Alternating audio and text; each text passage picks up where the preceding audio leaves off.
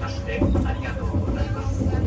この列車は特急サフィール踊り子2号東京行きです。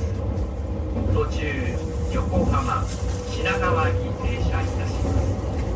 座席はすべて指定となっておりますので、お手持ちの指定券をお確かめください。カフェテリアは4号車です。トイレは2号車、3号車、5号車と7号車にあります。車内は電気、トイレを含めましてすべて禁煙です。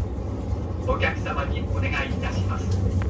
携帯電話をご使用の際は、周りのお客様のご迷惑となりませんようデッキをご利用ください。次は横浜に停車いたします。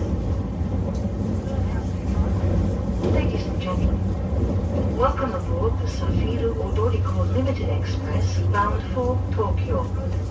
We will be stopping at Yokohama and Shinagawa. All seats on this train are reserved. The cafeteria is in car 4.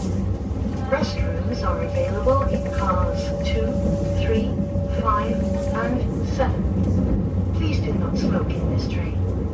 If you wish to use a mobile phone, please go to the end sections near the doors. The next stop will be Yokohama.